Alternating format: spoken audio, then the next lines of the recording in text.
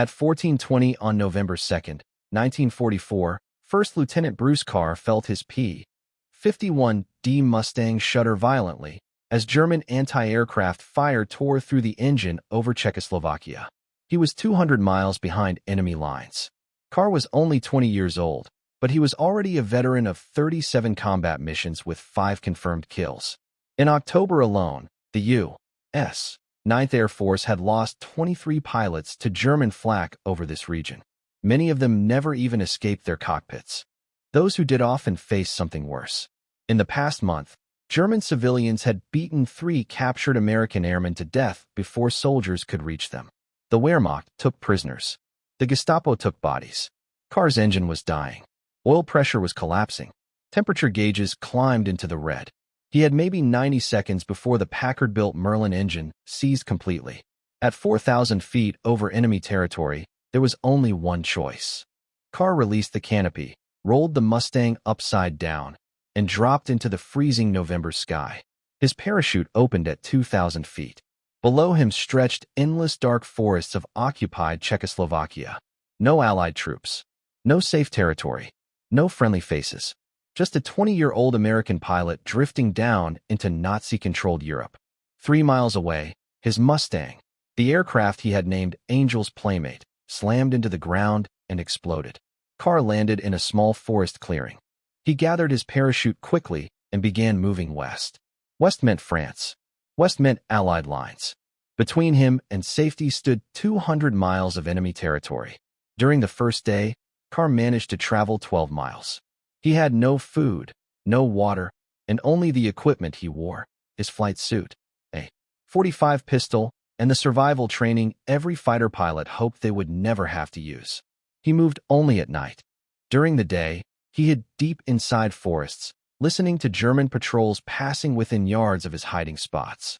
By the 3rd day, the situation had become desperate. Carr was starving. His hands trembled. His vision blurred from exhaustion and hunger. He had traveled maybe 30 miles. That meant 170 miles still remained. At this rate, he would never make it.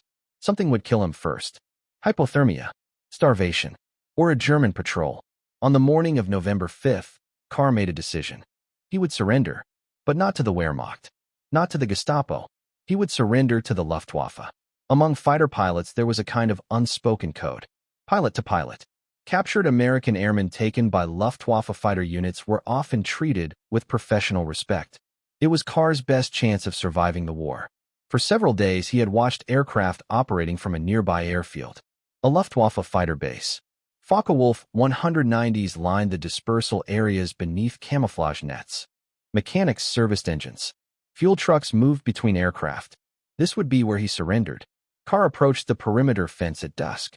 The plan was simple. At first light, he would walk onto the airfield with his hands raised and hope the Luftwaffe pilots reached him before anyone else did. He settled into the tree line with a clear view of the nearest dispersal area. Then he saw something that made him stop breathing. 2 German mechanics were finishing work on a Focke-Wulf 190. They topped off the fuel tanks. They ran the engine. They checked the control surfaces. Then they shut everything down and walked away. The aircraft sat there alone in the darkness. Fueled. Armed, ready to fly. Bruce Carr stared at the German fighter for a long time. Carr had flown P-40 Warhawks and P-51 Mustangs, but he had never sat inside a German cockpit. He couldn't read German. He had no idea where the starter was. He didn't know the throttle system. He didn't even know if the guns were loaded.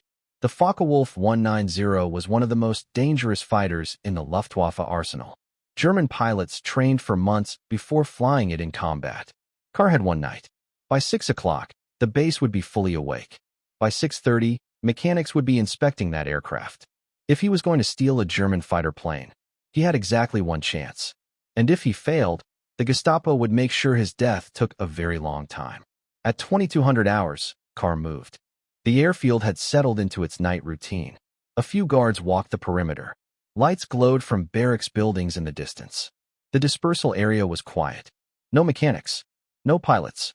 Just one Focke-Wulf 190 sitting in the darkness.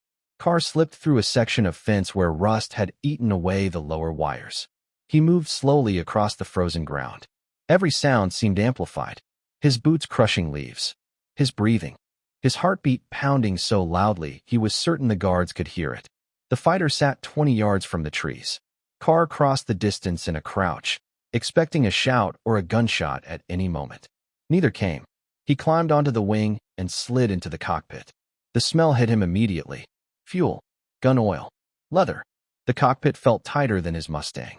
The instrument panel was crowded with gauges he couldn't read. Every label was written in German. Every switch unfamiliar. Carr began memorizing everything by touch. Throttle, landing gear lever, flap controls, stick, rudder pedals. The layout was completely different from American aircraft. But then he noticed something important. Unlike American fighters, the Focke-Wulf 190 used a single throttle system known as the Kommandogerät. One lever-controlled throttle, mixture, propeller pitch, and supercharger automatically. A mechanical computer handled the rest. It was the most advanced engine control system in any fighter aircraft of the war, and it was the only reason Carr had a chance. In a Mustang, a pilot unfamiliar with the controls would almost certainly crash. In the Focke-Wulf, he only needed to find the starter. His fingers searched along the cockpit wall. Then he found it. A T-shaped handle.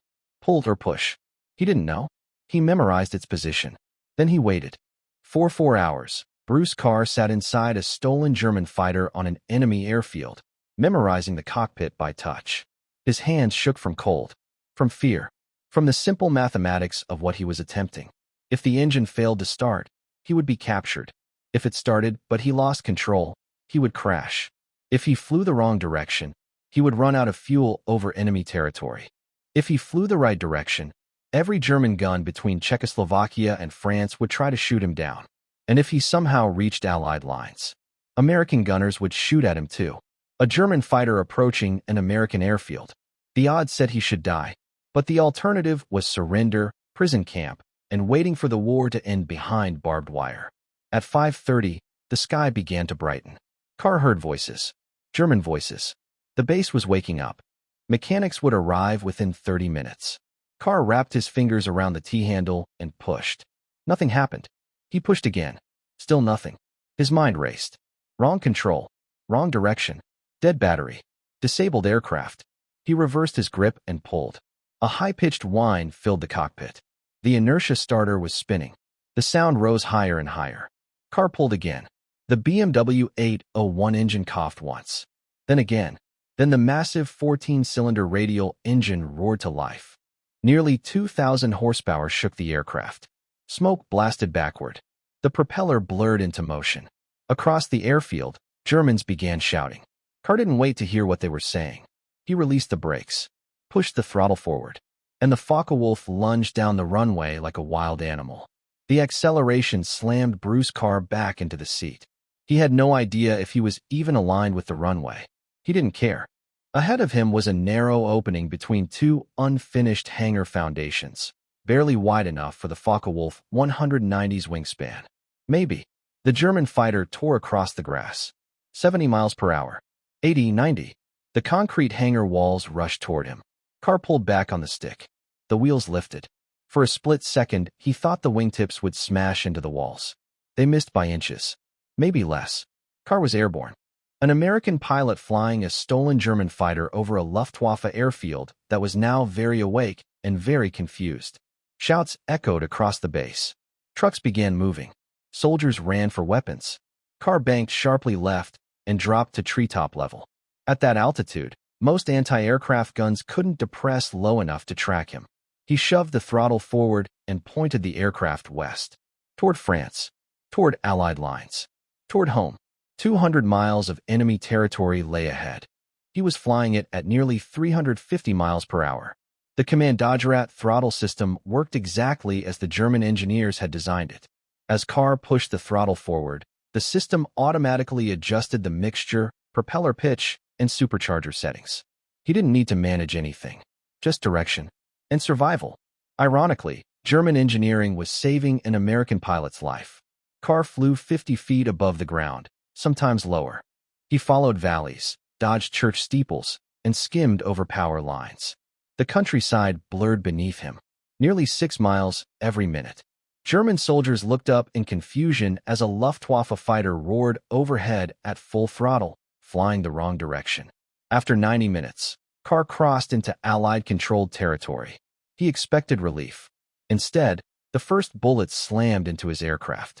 American anti-aircraft gunners saw German markings. They reacted instantly. Tracers ripped past the canopy. Carr felt impacts hammer the fuselage. He was too low to bail out, too fast to land, and flying an aircraft that every Allied gunner had been trained to destroy on sight.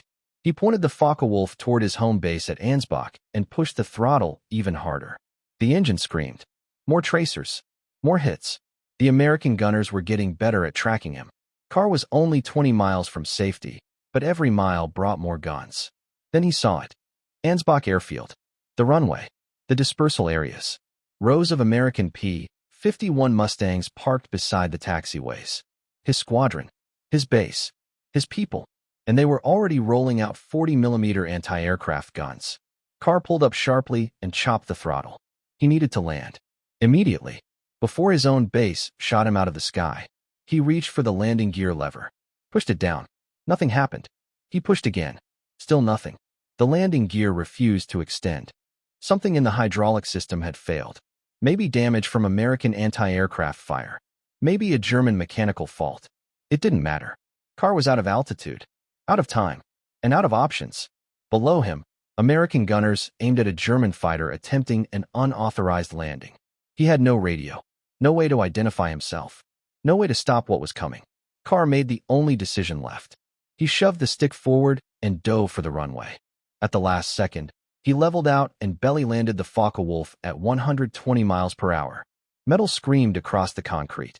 Sparks exploded beneath the aircraft. The propeller smashed into the runway and shattered. The fighter slid nearly 500 feet, shedding fragments of German engineering the entire way. Then it stopped. And somehow, Bruce Carr was still alive. He tried to open the canopy. His hands wouldn't move. 3 days of starvation, exhaustion, and adrenaline had finally caught up with him. Carr sat inside the smoking cockpit of a German fighter on an American airfield, too exhausted to move. Military police vehicles screeched to a halt nearby. Soldiers rushed toward the aircraft. They saw the German markings. They saw a pilot in the cockpit. They climbed onto the wings and grabbed him, trying to drag out what they assumed was a Luftwaffe pilot who had crash-landed on their base. Carr was still strapped in. The MPs pulled harder. He tried to undo the harness buckle. His fingers had no strength left. The soldiers shouted. Carr shouted back. No one understood anything. The situation was seconds away from becoming a disaster. Then a face appeared in front of the cockpit. Colonel George Bickel, commander of the 354th Fighter Group. Carr's commanding officer. The man who had watched one of his pilots disappear over Czechoslovakia 3 days earlier. Bickel stared at the filthy, exhausted lieutenant sitting inside a German fighter. The MPs stopped pulling. The shouting stopped. For a long moment nobody spoke. Then Bickel slowly shook his head and walked away. The MPs helped Carr out of the cockpit. Medics rushed him to the infirmary. Within an hour he was drinking hot coffee and eating his first real meal in 3 days. The stolen Focke-Wulf 190 sat on the runway for 2 days before intelligence officers towed it away for examination. Carr had unknowingly delivered them a nearly intact German fighter. The aircraft showed bullet damage from American anti-aircraft fire, but the engine, the commandagerat, and most systems were still functional. Army Air Force's intelligence teams spent weeks studying the aircraft.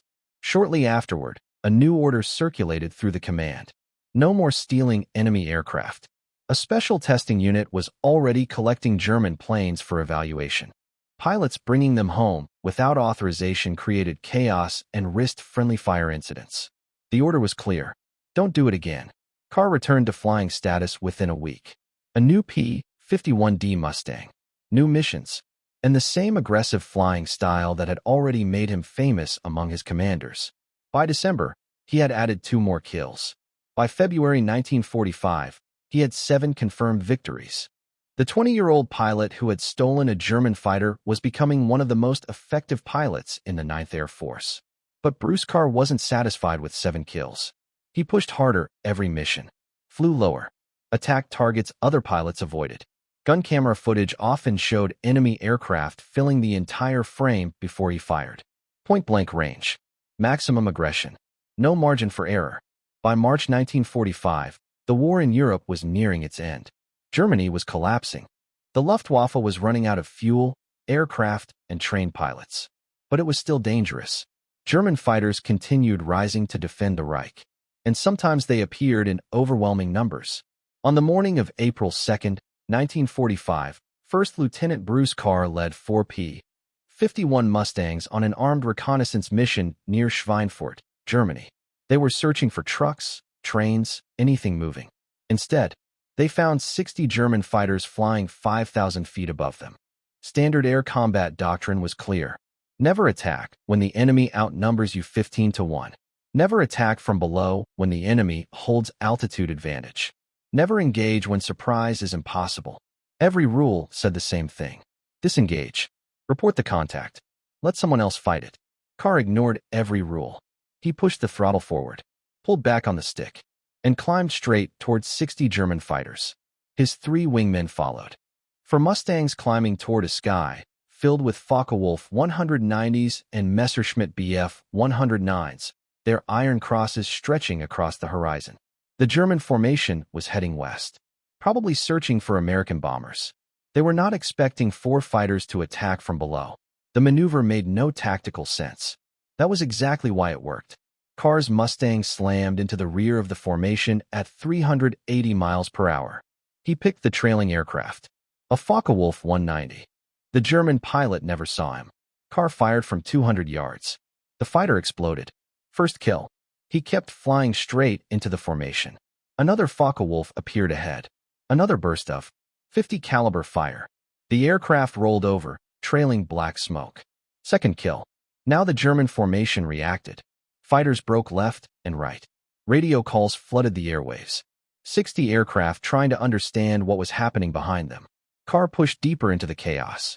A Messerschmitt Bf 109 flashed across his nose. Carr fired.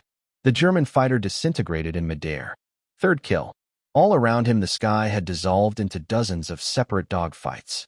Aircraft diving, spinning, and firing in every direction. Tracers stitched the sky like glowing wire. The Germans had numbers, but numbers meant nothing now. 60 fighters had dissolved into chaos.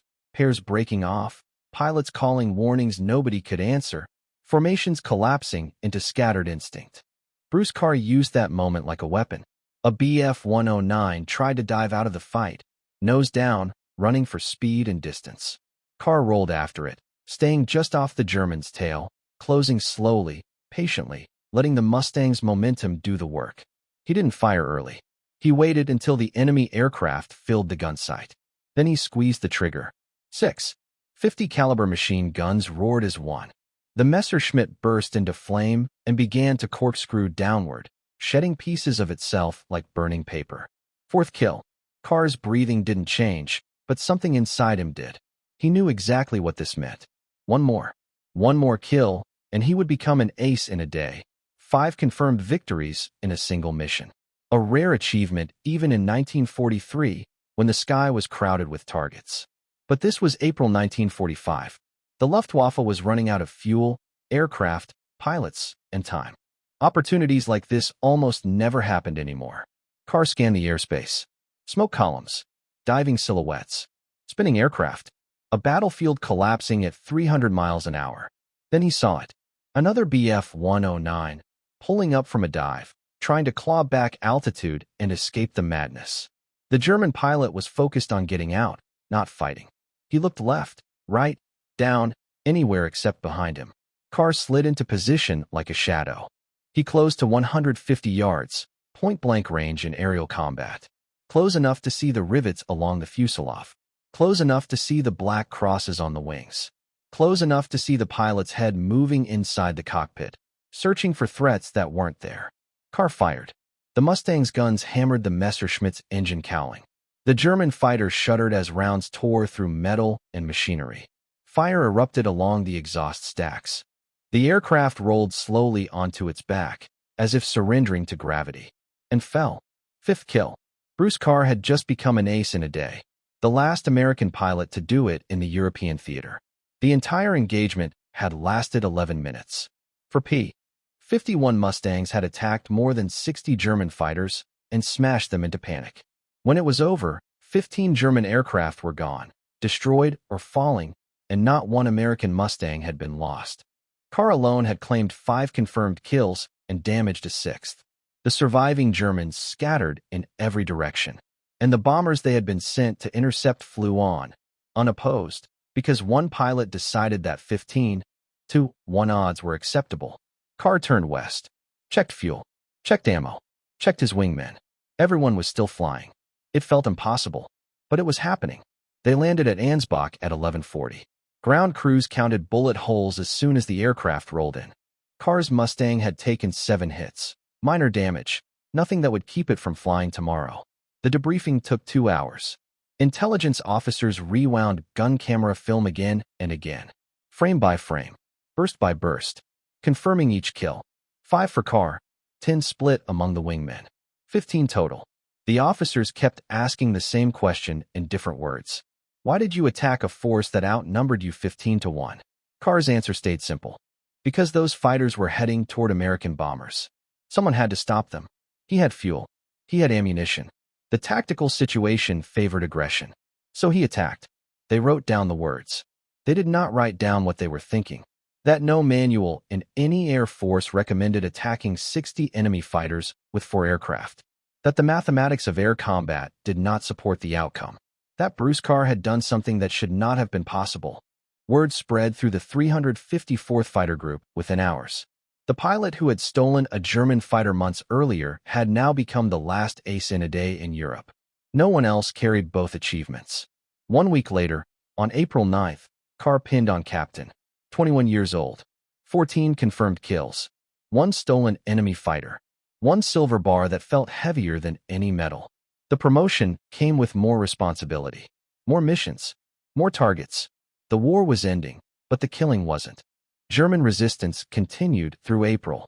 The Luftwaffe sent up fewer aircraft each day, but the ones that rose were often flown by experienced pilots with nothing left to lose.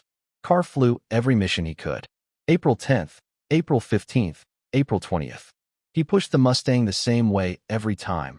Lower, harder, closer than everyone else. He added 2 more kills before the month ended. His last aerial victories came on April 25, 1945, 2 German fighters destroyed over what remained of the Reich. The war had only days left. Carr didn't know that. He only knew there were still enemies in the sky. And he still had ammunition. May 8, 1945. Victory in Europe. Germany surrendered at Reims. The guns fell silent. The skies belonged to the Allies. Carr had flown 172 combat missions. He had 14 to 15 confirmed aerial victories, depending on which record you trusted. He had destroyed dozens more aircraft on the ground. He had been shot down once and escaped by stealing an enemy fighter. He had attacked 60 aircraft with 3 wingmen and 1. He was 21 years old. The 354th began standing down. Some men wanted to go home. Some wanted to keep fighting. Carr was in the second group. But the Army Air Forces had other plans for their aces. Experienced combat pilots were too valuable to lose in the last weeks of war. They were needed for training, recruitment, and the public story America would tell about victory. In June, Carr received orders. Not a combat squadron. A new unit. A demonstration team. America's first jet-powered aerobatic team. The Acrojets, flying the new P-50 Shooting Star at Williams Field in Arizona. The war was over. The flying was not. And Bruce Carr was about to learn something combat had never taught him. Peace could be dangerous in ways where never was. Bruce Carr flew 286 combat missions over Vietnam, more than he had flown during the entire Second World War. The targets were different now. No more German factories or Luftwaffe formations. Instead, there were jungle trails, hidden supply routes, and enemy convoys moving through dense green valleys. But the danger had not changed. Anti-aircraft guns still clawed at the sky. Surface-to-air missiles hunted aircraft from invisible launch sites. And every mission carried the same quiet understanding that had followed Carr since 1944. Any flight could be the last. The Air Force awarded him the Legion of Merit for his service in Vietnam. 3 additional Distinguished Flying Crosses joined the medals he had earned during earlier wars. By the time he rotated back to the United States in November 1969, Colonel Bruce Carr had accumulated more than 500 combat missions across 3 wars. World War II. Korea. Vietnam. Few pilots in American history had experienced that much combat and survived it all. Carr retired from the Air Force in 1973. 31 years of service. 3 wars. 14 aerial victories. 1 stolen enemy fighter. More decorations than most pilots earned in a lifetime. His retirement was quiet. No parades. No long speeches. Just a pilot stepping away from the only life he had known since he was 15 years old. Carr settled in Florida. But leaving the Air Force did not mean leaving the sky. Flying had never been just a career. It was who he was. Through the 1970s, 80s, and 90s, Bruce Carr stayed in the cockpit whenever he could. Air shows, private flights, museum demonstrations, anything that kept him airborne. The boy who had first flown at 15 had never stopped chasing the horizon. In 1997, at the age of 73, Carr visited the Fantasy of Flight Museum in Florida. He arrived the same way he had arrived at airfields for half a century. Flying. A P-51 Mustang roared over the crowd at nearly 300 knots and barely 50 feet above the runway, then pulled up smoothly and turned into a perfect landing approach. Spectators watched an elderly man climb out of the cockpit. Most of them had no idea they were looking at one of the most decorated fighter pilots in American history. Carr spent the day talking with visitors. Young pilots asked him what aerial combat really felt like. Veterans shook his hand and shared memories of wars they had survived. Children stared wide-eyed at the silver Mustang parked behind him. Carr answered every question patiently. He signed autographs. He posed for photographs. And unless someone specifically asked, he never mentioned the Distinguished Service Cross, the Ace in a Day mission, or the German fighter he had stolen behind enemy lines. To him, those things had simply been part of the job. Later that same year came the diagnosis. Prostate cancer. The same illness that quietly claimed thousands of men every year. Carr faced it the same way he had faced German fighters, Korean MiGs, and Vietnamese anti-aircraft fire. Without complaint. Without drama. Just another mission. Bruce Carr died on April 25, 1998, at the age of 74. Exactly 53 years to the day after his final aerial victories over Germany. The coincidence felt almost deliberate, as if history had chosen the same date to close the circle it had opened during the war. Carr was buried at Arlington National Cemetery, Section 60, the same ground that holds presidents, generals, and heroes whose names shaped American history. His grave is marked by a simple white marble headstone. Colonel, United States Air Force. The dates of his birth and death. Nothing about the stolen fighter. Nothing about the 60 German aircraft. Nothing about the 3 wars and more than 500 combat missions. The stone does not need to tell those stories. The records tell them. The gun camera film tells them. And the pilots who flew beside him told them for the rest of their lives. For decades after the war, the veterans of the 354th Fighter Group held reunions. The men who survived gathered to remember the ones who did not. They talked about missions. About aircraft. About moments that had lasted only seconds but had defined entire lives. Carr's name came up at every reunion. The pilot who stole a Focke-Wulf. The pilot who attacked 60 German fighters with 4 Mustangs. The pilot who never stopped flying aggressively, no matter the odds. Today, the 354th Fighter Wing still exists. Its pilots now fly F-35 Lightning II stealth fighters from Eielson Air Force Base in Alaska. Aircraft with technology Bruce Carr could never have imagined when he was skimming treetops in a stolen German fighter. But the lineage remains unbroken. The pilots flying those stealth fighters inherit a tradition forged by men like Carr.